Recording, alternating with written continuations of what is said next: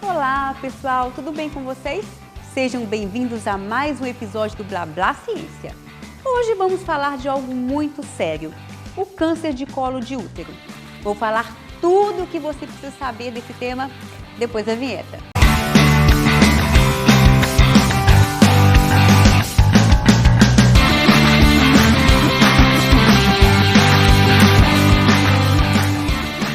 Então, o câncer de colo de útero ou câncer cervical é uma doença muito prevalente no Brasil. É o terceiro tipo de câncer que mais mata mulheres e que gera muitos gastos para o Sistema Único de Saúde. Mas, antes de entrar em mais detalhes sobre o câncer em si, é essencial saber o que o colo do útero e os fatores de risco para esse câncer tão frequente na nossa população.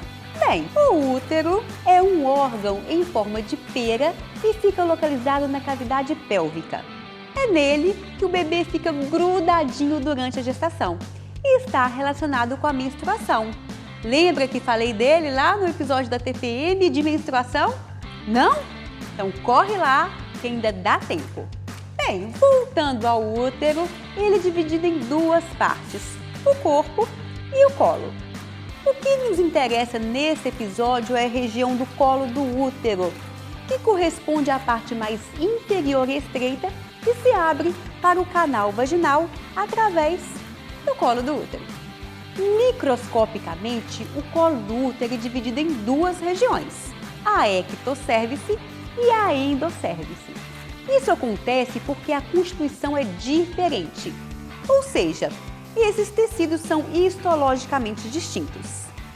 Na ectocervice, porção voltada para o canal vaginal e que tem mais chance de atrito durante a relação sexual, encontramos células em muitas camadas e em formato que lembra escamas. Por isso, chamamos o tecido epitelial escamoso. Já na endocervice, porção mais escondidinha e protegida, encontramos células em uma camada só e em forma de colunas. Por essa diferença tecidual, dependendo de como e qual dessas regiões é afetada, temos um tipo de tumor diferente.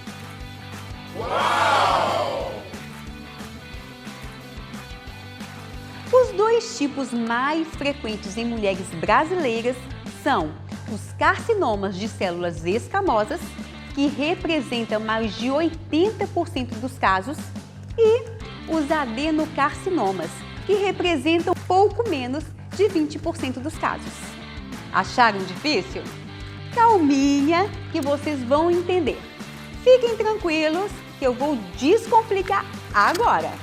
Um câncer ou tumor maligno, uma neoplasia, para ser mais chique, é um grupo de células que sofreram alterações em seu DNA. Ou seja, essas células passaram a se comportar de forma muito diferente das demais e começam a causar prejuízos para o nosso corpo.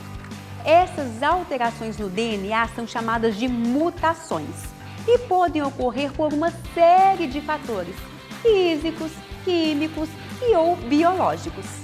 Dentre os tumores malignos de colo de útero e gerados por fatores biológicos, temos uma grande parcela relacionada a uma infecção causada por um vírus bem sem vergonha, o papilomavírus humano, ou HPV. Por uma série de fatores que eu não citarei aqui, o HPV apresenta afinidade com o tecido epitelial e pode gerar desde lesões verrucosas, as famosas verrugas. Quem nunca teve uma, tira a primeira pedra. Ah, você deve conhecer alguém verruguento, né? Assoma. Bem, além das verruguinhas, o HPV também pode causar outros tipos de lesões, que se assemelham a feridinhas. É aí que mora o perigo, pois o subtipo de HPV que causa essas lesões em forma de ferida apresentam um alto potencial mutagênico. Palavra difícil, né? Isso quer dizer que este subtipo de vírus é capaz de modificar o DNA. Opa! Agarrou que eu falei que quando isso acontece gera o que mesmo? Ah, as células tumorais. Minha nossa, não sou Isso mesmo.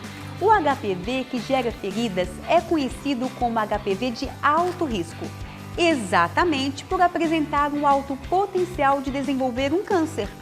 E onde você acha que é o local preferido para esse subtipo de HPV? Isso mesmo, o colo do útero.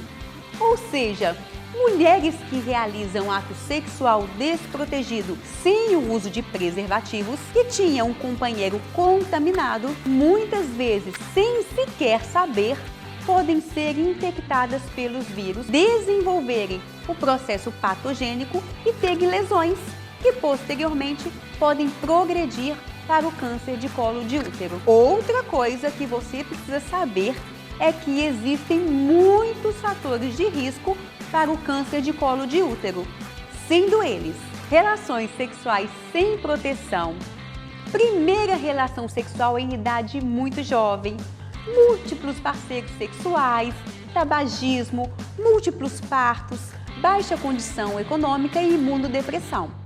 Mas o mais importante fator de risco é a infecção pelo HPV, justamente pela falta de uso do preservativo, que possui vários subtipos, mas os de risco mais alto para o câncer de colo de útero ou cervical são o 16 e o 18. A infecção por HPV é tão importante para o câncer de colo de útero que o Ministério da Saúde frequentemente realiza campanhas de prevenção através da realização de exames citológicos de colo de útero, o famoso exame preventivo, ou, como muitos chamam, Papa Nicolau. Mas é muito importante repetir, a principal forma de prevenção é o sexo seguro, ou seja, com o uso de preservativos. Além disso, os avanços científicos não param e desde 2014 está disponível no Sistema Único de Saúde a vacina quadrivalente contra os subtipos 6, 11, 16 e 18 para meninas e meninos. Vacinação contra o HPV. Proteja o futuro de quem você mais ama. A campanha de vacinação contra o HPV já está no ar. Meninas podem tomar a vacina dos 10 aos 14 anos e meninos dos 11 aos 14. 2 doses com intervalos de 6 meses entre. E por que essa idade? Bom, porque é bom imunizar essas crianças antes do início da vida sexual, para barrar o avanço do vírus e o contágio posteriormente. Vai, moça! Vai, moça! Coragem! Fé! Lembrando que na rede privada existem outros esquemas de vacinação. Se você tiver dúvidas sobre, pode perguntar a um profissional de saúde. Esse é um breve resumo sobre o câncer de colo do útero. Se você quer aprofundar mais no assunto, existem muitas outras fontes sobre esse assunto nesse mundão da internet. E se gostou do vídeo, deu para entender um pouquinho? Não esqueça de curtir, compartilhar, comentar. Você também pode assistir nossos episódios super legais no nosso canal e dar uma conferidinha lá no nosso Instagram para saber mais sobre o assunto. A gente se vê no próximo episódio, hein? Tchauzinho!